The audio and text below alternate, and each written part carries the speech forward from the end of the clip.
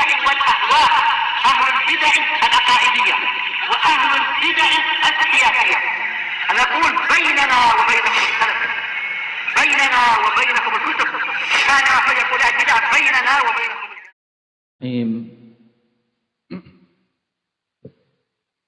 إن الحمد لله نحمده ونستعينه ونستغفره ونعوذ بالله من شرور أنفسنا وسيئات أعمالنا. من يهده الله فلا مضل له ومن يضلل فلا هادي له.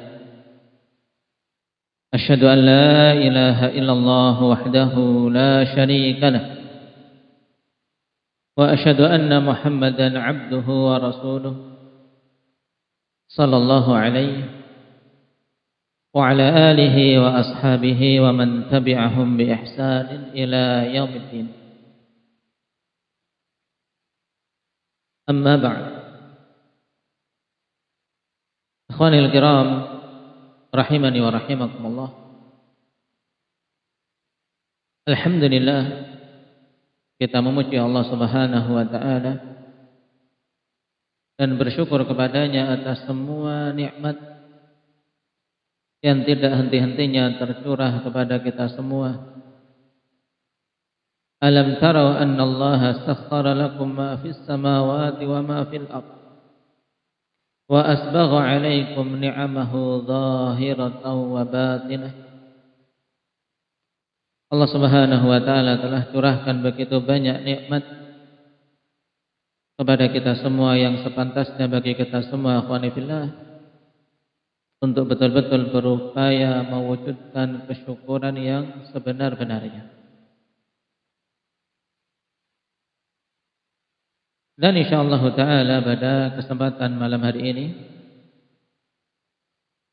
kita akan membahas apa yang dibawakan oleh Imam Al-Barbahari rahimahullahu ta'ala terkait salah satu jenis tauhid yang banyak sekali terjadi penyimpangan di tengah-tengah kaum muslimin. Tauhid yang tergelincir padanya bukan hanya sekedar awamnya saja, akan tapi juga sebagian tokoh-tokoh dari tokoh-tokoh kaum muslimin tergelincir di dalamnya, yaitu tidak lain terkait permasalahan tauhidul asma was sifat, terkait nama-nama dan sifat-sifat Allah Subhanahu wa ta'ala. Nah, sebagaimana kita ketahui bersama akhwani fillah bahwasanya tauhid di sisi ahli sunnati wal jamaah terbagi menjadi 3 jenis, yaitu tauhidul rububiyah, tauhidul uluhiyah, dan tauhidul asma was sifat. Yang pembagian ini, kalau kita bertanya-tanya tentang apa dalilnya, kenapa ahli sunnati wal jamaah, kenapa para ulama membagi tauhid menjadi 3 golongan atau menjadi 3 jenis, maka jawabannya adalah at-tatabbu wal istiqra. Tatabbu wal istiqra, yaitu penelitian dan penelaahan dalil-dalil syar'i, baik Al-Quran maupun As-Sunnah, dan para ulama mendapati bahwasanya tauhid tidak keluar dari 3 jenis tadi. Nah, ini perlu ditekankan. Kenapa? Karena ahlul bid'ah, akhwan, ketika kita mengingkari kebid'ahan mereka, sebagian mereka kemudian ngeles, yaitu membalas dengan mengatakan, kalian salafiyun, kalian membagi tauhid menjadi 3. Apa dalilnya? Bukankah itu kebid'ahan? Maka kita jawab bahwasanya dalil pembagian tauhid menjadi 3 adalah tatabbu dan istiqra. Istiqra dari qara'ah. Dan ini dalil syar'i, dalil yang disepakati dalam pembagian-pembagian permasalahan ilmiah. Sebagaimana para ulama mengatakan salat ada rukun-rukunnya, ada kewajiban-kewajibannya, ada syarat-syaratnya. Ini kan semuanya diketahui dengan tatabbu' dan istiqra', meneliti, menelaah dalil-dalil syar'i. Demikian pula ketika para ulama meneliti, menelaah dalil-dalil dari Al-Quran dan Sunnah yang membicarakan tentang tauhid, maka tauhid bisa digolongkan dengan 3 jenis tadi. Tauhidul ar-rububiyah dan tauhidul uluhiyah serta tauhidul asma was sifat. Nah, pada kesempatan malam hari ini kita akan membahas terkait tauhid yang ketiga, yaitu tauhidul asma was sifat. Yang sebelumnya perlu diketahui bahwasanya syariat kita secara umum,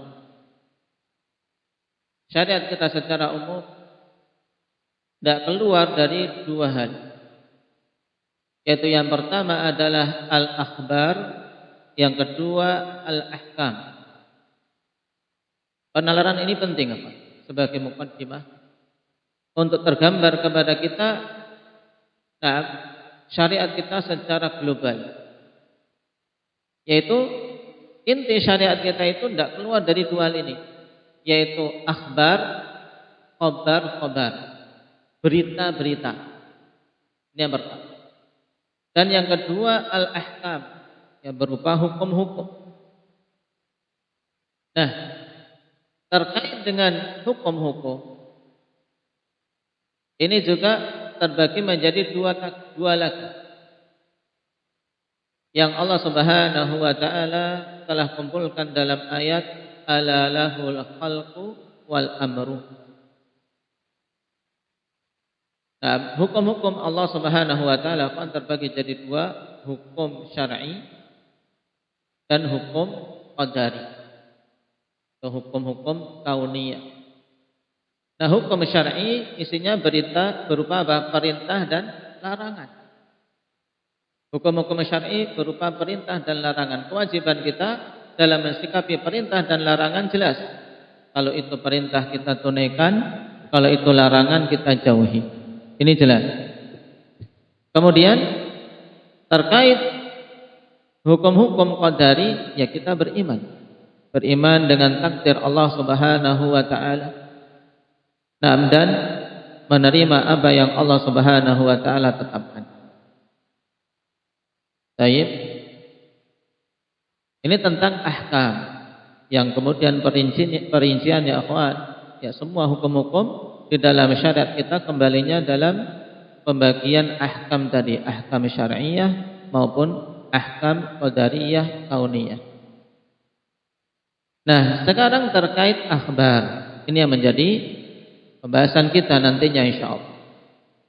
Nah, akhbar yang berupa kabar-kabar, berupa berita-berita.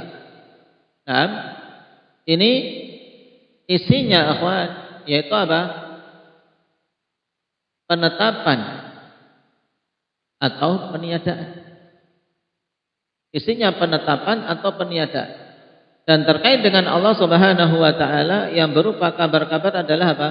Menetapkan bagi Allah Subhanahu wa taala sifat-sifat yang itu adalah semuanya sifat-sifat kesempurnaan, dan yang kedua menafikan atau meniadakan dari Allah Subhanahu wa taala semua sifat-sifat kekurangan dengan meyakini bahwasanya Allah Subhanahu wa taala memiliki kesempurnaan sebagai lawan dari sifat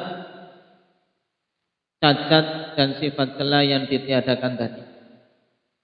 Nah, hal ini ya kawan dipaparkan oleh Syekhul Islam Ibnu Taimiyah rahimahullahu taala di awal-awal Aqidah Tadmuriyah, sehingga seorang betul-betul tergambar bahwasanya syarat kita yang tidak keluar dari hal ini. Nah, Kewajiban kita terkait masalah akhbar adalah al-iman wa tasdiq, yaitu beriman dan membenarkan. Tidak protes. Tidak boleh protes dan tidak boleh kemudian kita bertanya-tanya tentang kenapa dan tentang bagaimananya.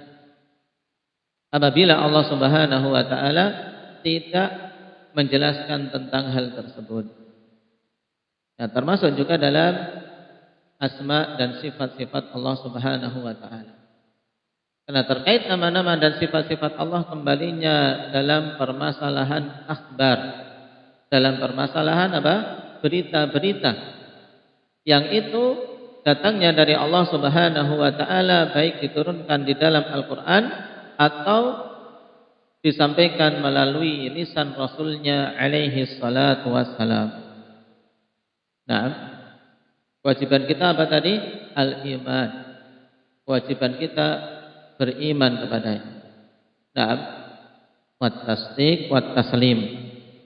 Membenarkannya dan menerima sesuai dengan datangnya. Nah, sekarang kita baca apa yang disebutkan oleh Imam Al-Barbahari rahimahullahu taala. Wa kullu ma sami'ta minal athari syai'an mimma lam yablughu aqluk. Nahwu qauli Rasulillah sallallahu alaihi wasallam qulubul ibadi baina asbu'aini min asabi'ir rahmani azza wa jalla. Semua perkara yang engkau datang yang berupa athar, yaitu hadis-hadis Nabi sallallahu alaihi wasallam. Dan sesuatu yang tidak sampai akalmu untuk bisa menggapainya, maka kewajibanmu adalah apa? At-taslim wal inqiyad wal qabul, yang nanti akan dijawaban dari kalimat ini, akhwan.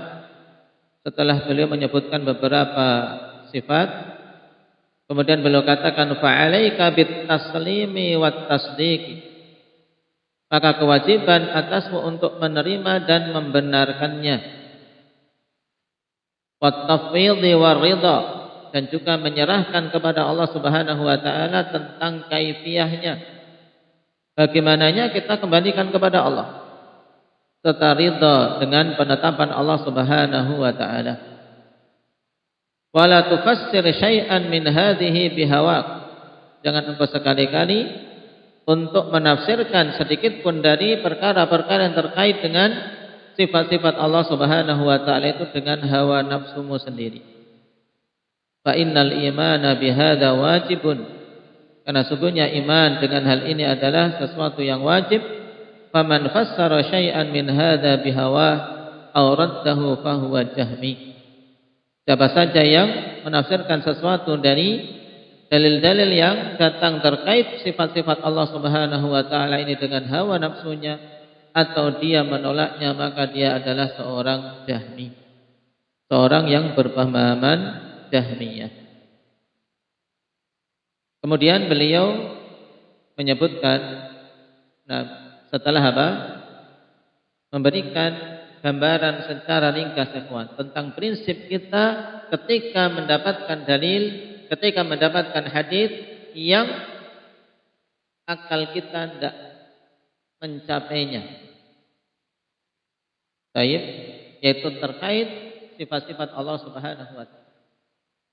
Karena memang perkara sifat-sifat Allah Subhanahu wa taala itu dalam penetapannya atau dalam meniadakannya tidak boleh berlandaskan dengan akal, tapi semata-mata berlandaskan dengan dalil dari Al-Quran maupun As-Sunnah.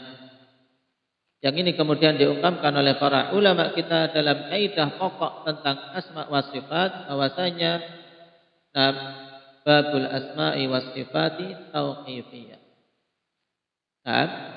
Bahwasanya terkait nama-nama dan sifat-sifat Allah itu perkaranya apa? Tauqifiyah, yaitu berhenti kepada dalil. Tidak boleh kita menetapkan dengan akal kita, sebagaimana pula tidak boleh kita meniadakan suatu sifat dengan akal kita. Tapi semata-mata berlandaskan tadi. Nah, karena sifat akhwan secara umum terbagi jadi dua, sifat subutiyah dan sifat salbiyah, yang lebih bagus lagi diistilahkan dengan as-sifat al-manfiyah. Tapi karena sudah terlanjur familiar dalam kitab-kitab para ulama, sebagian menyebutkan dengan istilah sifat salbiyah. Sifat subutiyah yaitu sifat yang berupa kita menetapkan suatu sifat. Maka ketika kita menetapkan sifat dari sifat-sifat Allah, harus berlandaskan Al-Quran dan As-Sunnah. Ini tidak boleh kita melandaskan dalam menetapkan suatu sifat dengan akal. Kenapa? Karena akal kita tidak mencapai hal itu. Akal kita tidak bisa mencapai untuk menetapkan suatu hal yang itu pantas bagi Allah Subhanahu wa taala, kecuali kalau Allah Subhanahu wa taala menjelaskan bahwasanya itu adalah sifatnya. Karena Allah Subhanahu wa taala satu-satunya yang mengetahui tentang dirinya secara sempurna. Adapun sifat manfiyah atau sifat salbiyah maksudnya adalah sifat-sifat kekurangan yang ditiadakan dari Allah Subhanahu wa taala. Maka kapan saja datang dalil dari Al-Quran dan Sunnah meniadakan suatu sifat, misalnya ditiadakan dari Allah sifat tidur, ditiadakan dari Allah sifat kantuk, ini namanya sifat salbiyah. La ta'khudhuhu sinatu wala naum. Maka kita juga meniadakan dari Allah sifat tersebut. Allah tidak tidur, tidak mengantuk. Tapi dalam meniadakan suatu sifat tidak boleh kita sekedar meniadakan begitu saja. Ketika kita meniadakan sifat kantuk dan sifat tidur dari Allah, harus kita dalam keyakinan kita menetapkan kebalikannya. Apa kebalikan dari tidak tidur dan tidak ngantuk? Yaitu Allah Subhanahu wa taala senantiasa terjaga. Ini penting apa? Karena apa? Pada sifat-sifat salbiyah, kalau sekedar kita mengatakan Allah tidak tidur, Allah tidak kantuk, Allah tidak lemah, dan seterusnya, tanpa kita menetapkan kebalikannya, maka ini bukan pujian. Tidak terkandung pujian padanya. Tidak terkandung pujian padanya. Sebagaimana misalnya kita datang kepada seorang raja. Wahai raja, kamu ini bukan seorang yang suka tidur, bukan seorang yang ngantukan, bukan seorang yang banyak makan, bukan. Dia tidak akan apa? Senang, malah akan marah ya kan. Kamu ini ngejek atau muji? Kamu ini ngejek atau muji? Ini pada manusia. Dan Allah Subhanahu wa taala zat yang maha tinggi, maha sempurna. Makanya ketika Allah menafikan darinya suatu sifat, dari sifat-sifat kekurangan, kita tiadakan sifat itu dan kita menetapkan kebalikannya yang berupa kesempurnaan bagi Allah Subhanahu wa taala. Nah, kalau kita tahu ada sifat subutiyah, ada sifat salbiyah. Nah, untuk memudahkan para ulama membagi lagi sifat subutiyah menjadi dua, yaitu dzatiyah dan fi'liyah. Sifat dzatiyah dan sifat fi'liyah. Sifat dzatiyah adalah sifat-sifat yang Allah Subhanahu wa taala senantiasa bersifat dengannya, tidak ada kaitannya dengan masyiah. Sedangkan sifat fi'liyah yaitu sifat-sifat yang ada kaitannya dengan masyiah, dengan kehendak Allah Subhanahu wa taala. Seperti misalnya sifat menciptakan, sifat turun ke langit dunia, dan yang lainnya, ini masuk kategori sifat fi'liyah. Para ulama membagi ini untuk apa? Untuk menjelaskan nanti sederetan ahli bidah yang mereka menerima sebagian dan menolak sebagian. Padahal sifat Allah Subhanahu wa taala yang satu dengan yang lainnya harus disikapi sama. Kita menetapkan satu sifat, maka kita juga harus menetapkan yang lainnya dari sifat-sifat Allah Subhanahu wa taala. Nah, sekarang yang disebutkan oleh Imam Al-Barbahari masuk kategori sifat subutiyah. Nah, sifat subutiyah dan kategori sifat dzatiyah. Penetapan sifat bagi Allah Subhanahu wa taala yang apa? Yang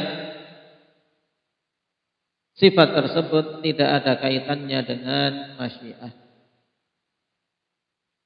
Yang sebagian ulama memberikan istilah lagi dengan apa? Sifat dzatiyah khabariyah.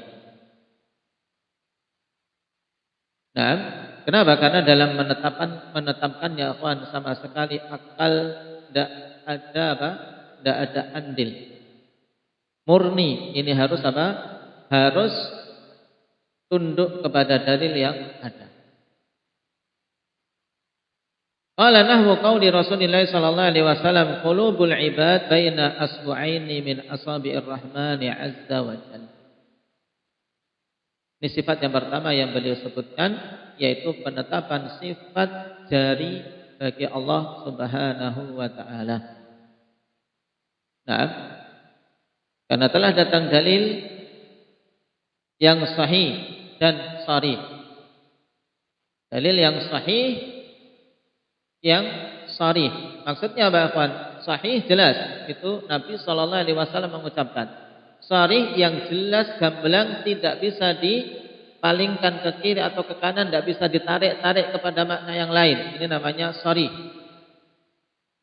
Nah, dan dalil kalau sudah sahih dan sharih sudah sangat jelas, sehingga kewajiban kita adalah apa? Adalah at-taslim, menerimanya.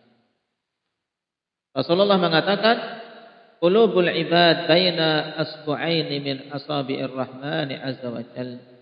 Bahwasanya hati-hati para hamba itu di antara dua jemari dari jemari-jemari Allah Subhanahu wa taala.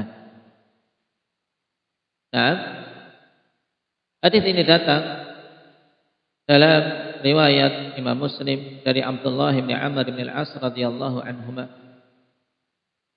bahwasanya Rasulullah sallallahu alaihi wasallam bersabda, "Inna quluba bani Adam kullaha baina isba'aini min asabi'ir rahman ka qalbin wahidin yusarrifuhu haitsu yasha." Sungguhnya hati-hati anak Adam keseluruhannya itu di antara dua jemari dari jemari-jemari Ar-Rahman, dari jemari Allah Subhanahu wa taala. Seperti hati yang satu yang Allah Subhanahu wa taala mengubah-ubah arahnya sesuai dengan kehendaknya. Tsumma qala Rasulullah sallallahu alaihi wasallam, "Allahumma musarrifal qulub, sarrif qulubana ala ta'atik." Ya Allah, Zat yang mengubah arah-arah hati, maka arahkanlah hati-hati kami kepada ketaatan kepadamu. Hadis ini dalam Sahih Muslim dan jelas kesahihannya menetapkan bahwasanya hati-hati anak Adam itu di antara dua jemari dari jemari-jemari Allah Subhanahu wa taala. Padanya yang pertama, akhwan, penetapan sifat asabi'. Ini yang ingin ditekankan oleh Imam Al-Barbahari rahimahullah ta'ala. Penetapan sifat jari bagi Allah Subhanahu wa ta'ala. Nah, dan dalam hal ini, sebagaimana telah ditekankan di depan tadi, ketika datang dalil terkait sifat bagi sifat-sifat Allah, kewajiban kita adalah menerima. Kita beriman. Kita tetapkan kalau itu berupa penetapan, kita tiadakan kalau itu berupa peniadaan. Dan di sini penetapan bagi Allah Subhanahu wa taala sifat asabi', sifat jari, sifat jari-jari bagi Allah Subhanahu wa taala, maka kewajiban kita menetapkannya sebagaimana datangnya di dalam dalil. Itu yang pertama. Berarti ahli sunnati wal jamaah menetapkan bahwasanya di antara sifat-sifat Allah Subhanahu wa taala adalah bahwasanya Allah Subhanahu wa taala memiliki jari-jari yang hakiki. Tapi ada hal yang harus diperhatikan. Bahwasanya dalam menetapkan sifat tersebut kita tidak boleh menyamakannya dengan sifat makhluk. Nah, kita tidak boleh menyamakannya dengan sifat makhluk. Maka kita tetapkan sifat itu min ghairi tamtsilin. Baik.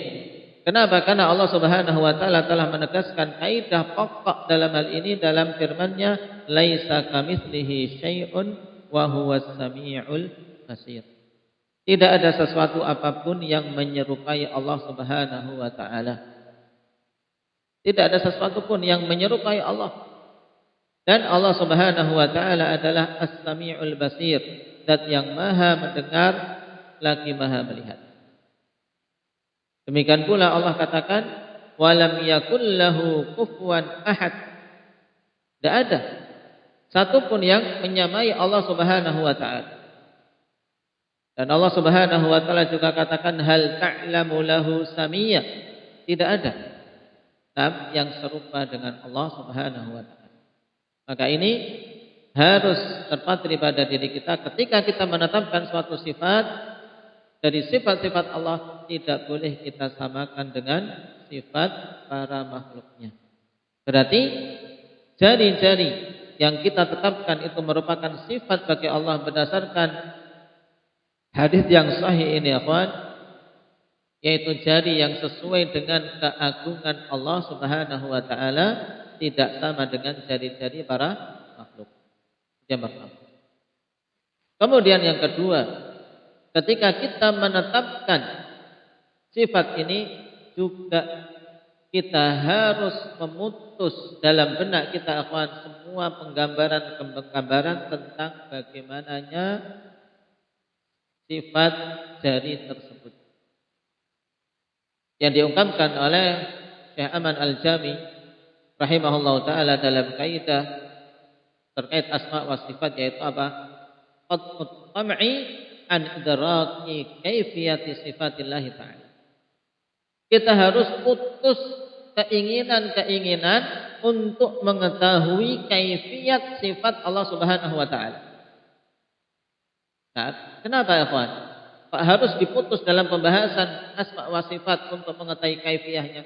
Karena perkara kaifiyah memang Allah Subhanahu wa taala tidak memberikan ilmunya kepada kita. Sehingga kalau kita ingin bertanya-tanya tentang kaifiyah, jadinya sesat. Jadinya akan terjatuh dalam ketersesatan. Kenapa? Karena dia melampaui apa yang Allah Subhanahu wa taala telah apa? Telah batas. Jadi di antara kaidah pokok dalam tauhidul asma wa sifat, kita harus memutus keinginan-keinginan dari diri kita dalam mengetahui kaifiyah suatu sifat. Jadi tidak boleh bertanya bagaimana jari jemari Allah. Tidak boleh bertanya. Nah, dan kapan saja muncul di benak kita, karena terkadang syaitan memunculkan dalam benak manusia hal ini, penggambaran-penggambaran yang muncul. Maka segera kita berhenti dari hal tersebut. A'udzubillahi minasyaitonir rajim. Minta perlindungan kepada Allah dari apa? Dari bersitan-bersitan yang dimunculkan oleh syaitan terkait sifat-sifat Allah Subhanahu wa taala. Terlebih lagi sifat-sifat subutiyah, dzatiyah, khabariyah ini. Nah, kenapa? Karena tadi banyak manusia terjatuh dalam kesesatan. Kenapa? Karena tidak berhenti pada dalil. Ketika menetapkan di benaknya, berarti sama dengan sifat makhluk. Akhirnya ketika mereka konsisten dengan ini, akhirnya disamakan Allah dengan makhluk. Yang lainnya ketika muncul pemahaman kalau ditetapkan sifat jari berarti sama dengan makhluk, akhirnya mereka menolak. Akhirnya mereka menolak suatu sifat padahal Allah Subhanahu wa taala telah tetapkan sifat itu untuknya. Atau Rasulullah sallallahu alaihi wasallam telah tetapkan sifat itu untuk Allah Subhanahu wa taala. Sehingga manusia terjatuh antara golongan musyabbihah yang menyerupakan Allah dengan makhluknya, atau mu'attilah jahmiyah yang menolak sifat dari sifat-sifat Allah Subhanahu wa taala padahal Allah telah menetapkan untuknya. Baik. Jadi yang pertama, tidak boleh kita terjatuh dalam tamtsil, tidak boleh menyamakan sifat itu dengan sifat makhluk. Yang kedua, tidak boleh kita terjatuh dalam takyif. Takyif itu dua kemungkinan. Yang pertama, menanyakan tentang bagaimananya, dan yang kedua, menetapkan bagaimananya suatu sifat dari sifat-sifat Allah Subhanahu wa taala.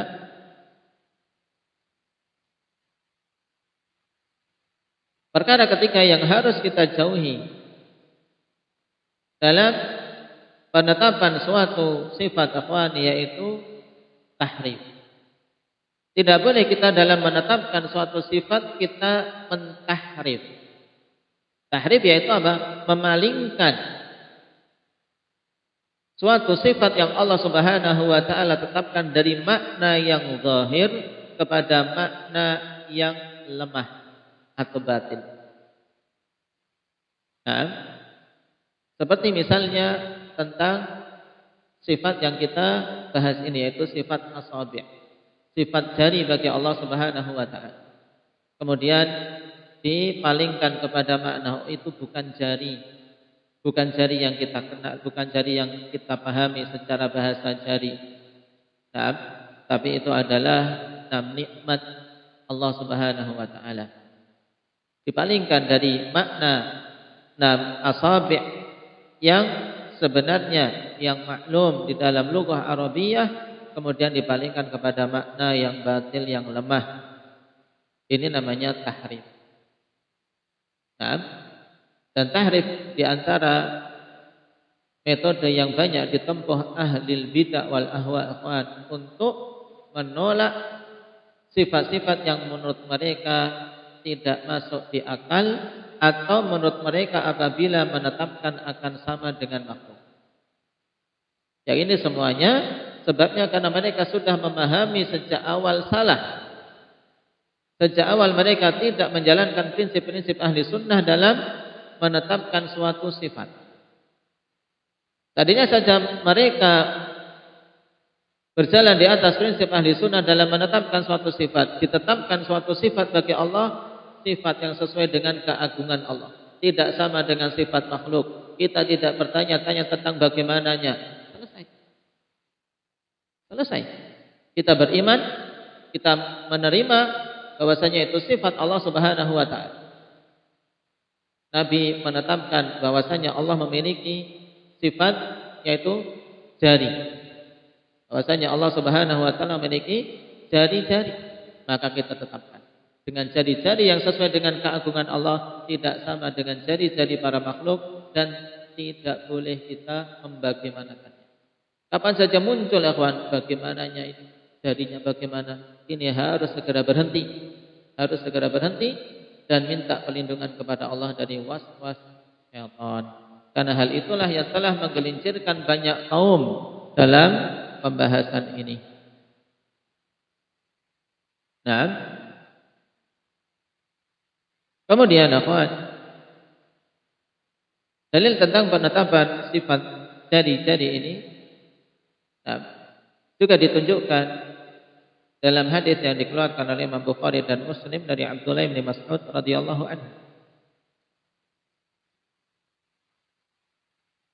Qala ja'a habrun ila Rasulillah sallallahu alaihi wasallam faqala ya Muhammad innallaha yad'u as-samaa'a 'ala isba' wal arda 'ala isba' wal jibala 'ala isba' wasyajara wal anhara 'ala isba' wa sa'iral khalqi 'ala isba' thumma yaqulu bi yadihi anal malik.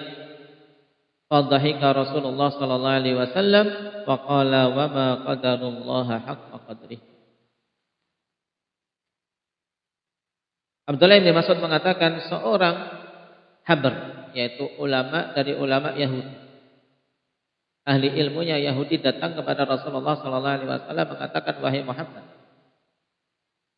sungguhnya Allah Subhanahu wa taala meletakkan langit pada jarinya dan bumi pada jarinya, gunung-gunung pada jarinya, pepohonan dan sungai-sungai pada jarinya, dan keseluruhan makhluk pada jarinya yang lain.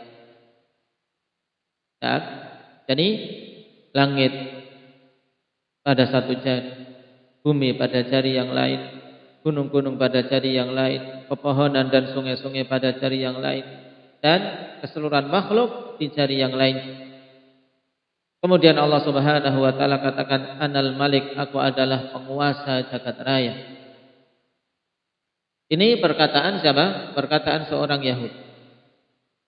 Maka Nabi sallallahu alaihi wasallam ketika mendengar perkataan itu, fadhahika Rasulullah sallallahu alaihi wasallam. Nabi pun tertawa. Dalam artian membenarkan apa yang diucapkan oleh Yahudi tadi. Nah, ini takrir dari Nabi sallallahu alaihi wasallam bahwasanya apa yang diucapkan oleh Yahudi tadi benar. Kemudian beliau membacakan ayat wa ma qadarullaha haqqa qadrihi. Mereka tidaklah mengagungkan Allah Subhanahu wa taala dengan pengagungan yang sebenarnya, yang sesuai dengan keagungan Allah. Baik. Nah, pada hadis ini penetapan bahwasanya Allah Subhanahu wa taala memiliki jari jemari yang sesuai dengan keagungannya. Yang sesuai dengan keagungannya. Yang tidak sama dengan jari-jari para makhluk. Nah, maka kita menetapkan sifat tersebut bagi Allah Subhanahu wa taala. Kemudian hal kedua terkait hadis ini, yaitu Rasulullah sallallahu alaihi wasallam mengkabarkan bahwasanya hati-hati kita ini di antara dua jemari Allah Subhanahu wa taala. Nah, sebagian ahli bidah mereka mengatakan bahwasanya kalau kita tetapkan itu berarti berkonsekuensi hululiyah. Nah, berarti manusia menyatu dengan Allah. Seperti apa yang diistilahkan akidah manunggaling kawula Gusti, yaitu bersatunya antara hamba dengan Allah Subhanahu wa taala. Nah, maka kita katakan bahwasanya konsekuensi tersebut tidak bisa diterima.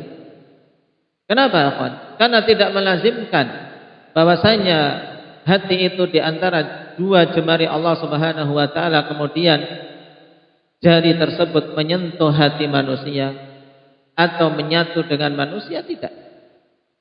Hal ini sebagaimana ditegaskan oleh Al-Allamah Ibnu Utsaimin rahimahullahu taala ketika membantah syubhat tersebut. Nah, bahwasanya penetapan jari bagi Allah Subhanahu wa taala tidaklah melazimkan hulul. Tidaklah melazimkan bahwasanya Allah menyatu dengan hambanya. Bukankah kita melihat, akhwan, bahwasanya awan itu di antara langit dan bumi? Berarti kan dari makhluk yang ada saja awan. Awan itu di antara langit dan bumi. Apakah melazimkan bahwasanya awan menyentuh bumi atau langit menyentuh awan? Tidak.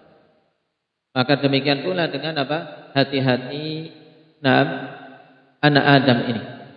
Hati-hati anak Adam di antara dua jemari dari jemari-jemari Allah Subhanahu wa taala, maka kita tetapkan sebagaimana datangnya dalam hadis.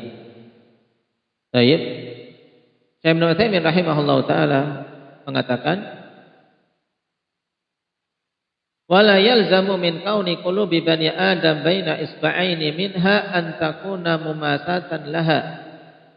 Tidak melazimkan bahwasanya keadaan hati-hati anak Adam itu di antara dua jemari Allah, kemudian hati-hati itu menyentuh jari-jari Allah.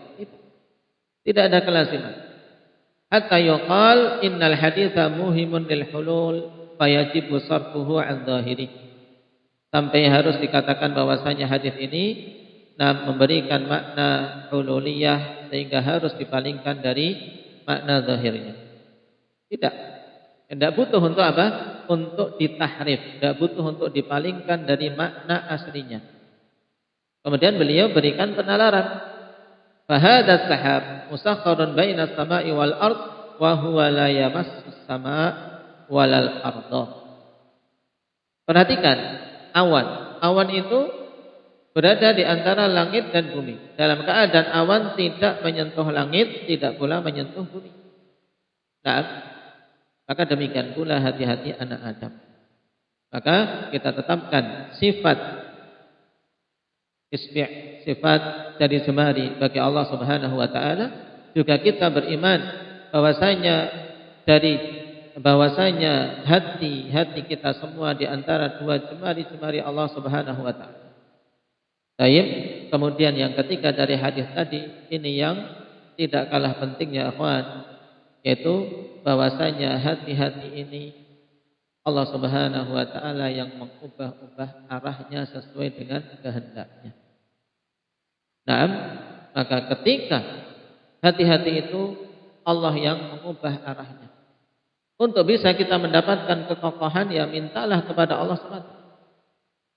Makanya Nabi contohkan dalam akhir hadis untuk kita berdoa memohon kepada Allah kekokohan. Ya musarrifal qulub, sarrif qalbi ala ta'ati. Wahai zat yang mengubah-ubah arah hati, arahkanlah hatiku ke jalan ketaatan kepada. Dan dalam hadis yang lain, ya muqallibal qulub, tsabbit qalbi ala din. Wahai zat yang membolak-balikkan hati, kokohkanlah hatiku di atas agama. Maka doa ini sangat penting, akhwan, yang Rasulullah sallallahu alaihi wasallam dulu juga memperbanyak untuk berdoa dengannya. Maka jangan sampai kita lalai dalam hari-hari kita dari berdoa dengan doa tersebut, yaitu memohon kekokohan kepada Allah Subhanahu wa taala, memohon agar hati ini diarahkan kepada ketaatan kepadanya. Nah, dalam riwayat Nawas bin Sam'an radhiyallahu anhu, Rasulullah sallallahu alaihi wasallam bersabda, "Ma min qalbin illa baina isba'aini min asabi'ir rahman. In syaa'a aqamahu wa in syaa'a azaghah." Ini yang hendaknya kita khawatir. Sungguhnya tidaklah ada satupun dari hati-hati anak Adam kecuali berada di antara dua jemari dari jemari-jemari Allah Subhanahu wa taala. Jika Allah berkehendak maka akan dikokohkan, akan diluruskan jalannya. Tapi jika Allah berkehendak lain maka akan disimpangkan, azaghah, akan digelincirkan, akan disimpangkan, akan disesatkan. Maka ketika kita mengetahui fenomena seperti ini, akhwan, jangan sekali-kali seorang menganggap bahwasanya dia mampu menguasai hatinya. Kita tidak mampu untuk menguasai hati-hati kita. Nah, kenapa? Karena Allah yang mengubah-ubah arahnya, Allah yang membolak-balikkannya. Nah, kita saat ini walhamdulillah mampu untuk melakukan ketaatan. Kita berada di atas sunnah bihamdillah tabaraka wa ta'ala. Tapi jangan merasa aman. Jangan merasa aman. Kemudian merasa bahwasanya dirinya telah yakin akan istiqamah, akan tetap hatinya seperti itu sampai datang kematian. Tidak ada jaminan. Tidak ada jaminan, akhwani fillah. Oleh karena itulah ketika kita tahu hadis yang seperti ini, maka semakin perkuat untuk memohon kepada Allah agar hati ini dikokohkan, agar bisa istiqamah, sehingga tidak Allah Subhanahu wa taala balikkan menjadi menyimpang. Nah, ini di antara faedah terpenting selain penetapan sifat dari sifat-sifat Allah Subhanahu wa taala tadi, juga terkait diri kita. Dalam kehidupan kita wajib untuk senantiasa mengingat hal ini, bahwasanya hati-hati itu Allah yang membolak-balik. Terkait diri kita maka jangan merasa aman dari ketersesatan, tapi hendaknya senantiasa memohon pada Allah agar hati ini dikokohkan, hati ini dikuatkan. Kemudian terkait perkara lain apa? Ketika hati itu dibolak-balikkan, kalau dia adalah seorang dai, kalau dia adalah orang tua yang menghadapi sulitnya anak diasuh. Anak kok sulit, sudah dididik semenjak kecil tapi ternyata besarnya nakal ini dan itu. Maka jangan putus asa untuk terus-menerus mengupayakan kebaikan. Kenapa? Karena hati Allah yang membolak-balikkan. Demikian pula ketika kita melihat saudara kita atau orang tua kita dakwai, kita ajak pada kebaikan, kok masih sulit. Maka jangan cepat menyerah, jangan cepat putus asa. Kenapa? Karena Allah yang membolak-balikkan hati. Kuatkan doa. Dan kuatkan doa agar Allah memberikan hidayah kepada hatinya sehingga bisa menerima kebenaran. Nah, sehingga seorang dalam hal ini tidak mudah menyerah dalam mengupayakan kebaikan kepada orang-orang yang dicintainya. Barakallahu fikum. Nasallallahu at-taufiq lima yuhibbuhu wa yardah. Walhamdulillahirabbil alamin.